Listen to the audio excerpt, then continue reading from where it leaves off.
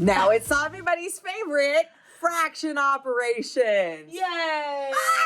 Okay. All right, so this is really just a quick review. If we go over anything today that you don't remember, just check back with your teacher. We're going to keep this speedy. Yes. Go ahead, Miss Benson. All right, so the first thing we're going to do is we're going to review adding fractions. So the steps are listed here. We're just going to go through them. We're going to find a common denominator. Now we know, Ms. Voss and I know, that the common denominator between 3 and 4 is 12. Right. If you're struggling with common denominators, just talk to your teacher. They can help you figure out another video you can watch, or they can get you some more help. There you go.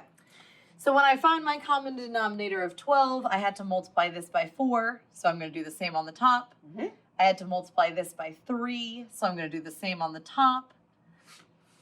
Check. Absolutely. So the next thing you're going to do, and we can move right below it if you'd like, is add the numerator. So what is 8 plus 9? 17. Absolutely. And then we keep the denominator that we found. The next thing we have to do is simplify if we need to. So is there any number that goes into both 12 and 17? No. There is not. But if you notice, the 12 is smaller than 17. So that means we have to change this improper fraction into a mixed number. And that's another thing. We're just going to go ahead and do it. If you need help with that, just make sure you ask. So I know that 12 goes into 17 one whole time. Yep. And there are 5 parts left over. Out of the 12. So my final answer would be 1 and 5/12. Y'all are going to try one. It's actually a little bit easier than the one that we just did. Right. And then come back and check and see how you did.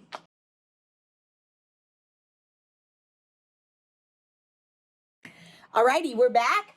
We've worked through this for you. Your answer is 2/3.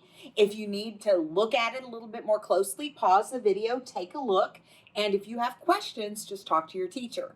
We're going to move on to subtraction now. Let's do it. So subtraction is going to be the same steps pretty much. First thing we're going to do is we're going to find a common denominator. So in this problem, my common denominator is going to be 8.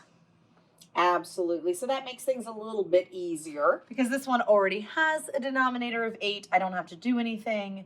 And then this one I had to multiply by 4. So I'll do the same on the top. Absolutely. Check. Then you're going to subtract the numerators. So you take 5 minus 4 and you end up with 1.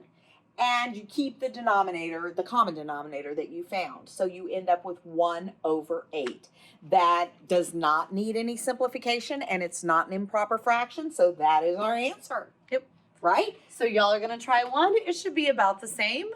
And then we'll come back and let them know how it goes. Yep.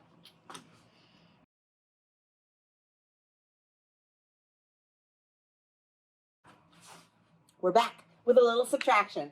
Your answer here is 5/12. Again, if you need to look at that a little bit more closely, just pause the video, take a look.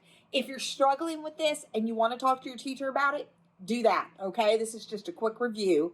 And now we're going to move Multiplying. into multiplying. So much easier. Let's do it. Okay. I like multiplying fractions because there are no common denominators. Absolutely. So let's do this one. Right. So when you multiply, all you have to do is multiply straight across your numerators. 3 times 5. And then you multiply straight across your denominators. 14. And that's already our first 2 steps. Absolutely. Now we simplify if we need to. We don't. There's no number that goes into 14 and 15, but we are noticing that's an improper fraction because your denominator is smaller than your numerator. So let's go ahead and change that to a mixed number. So I know 14 goes into 15 one whole time and leaves me with one little piece left over. Out of the 14. So 1 and 1/14. Perfect. Right. So now you've got one to try. Isn't it interesting that adding and subtracting is more complicated than multiplying and dividing? Always makes me wonder. It is interesting. Isn't Yeah, it? but that's the way it works out. So you're going to try this one and then we'll come back and you can check your answer.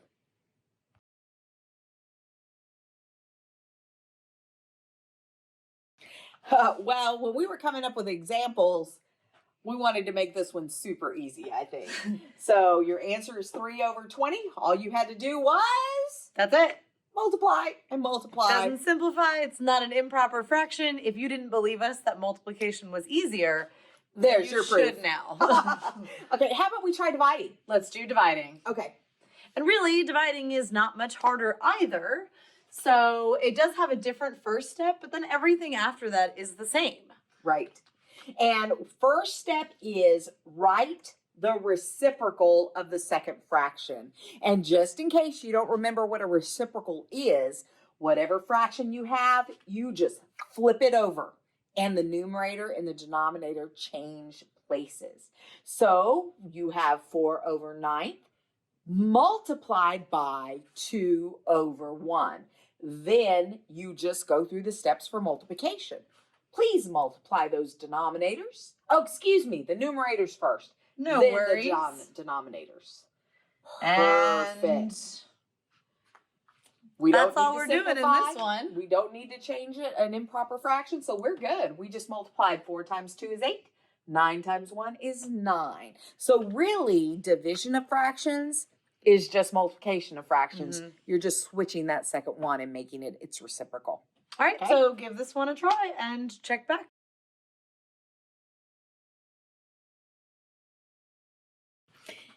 I'm going to take credit for the last example because it was really easy. Miss Benson came up with this one. So how about I let her talk about it? All right. Go for it. So it started off the same. It starts off very easy. We flip our second fraction upside down. We find the reciprocal and we change our division to multiplication. 5 times 4 is 20. 6 times 3 is 18. So Then far, we have no to big simplify. deal. But then we have to simplify, and we can simplify both of those numbers or divide both of those numbers by 2. So that's what we did. 20 divided by 2 is 10. 18 divided by 2 is 9. And then, as much as I wish we were done then, this is an improper fraction. So 9 goes into 10 one time with 1/9 left over. All right. That's it. That's your refresher. If you need anything, just talk to your teacher. Just check with them. It's easy stuff. You've got this. Don't let fractions scare you. I promise you, you've got this, especially with Desmos in your corner.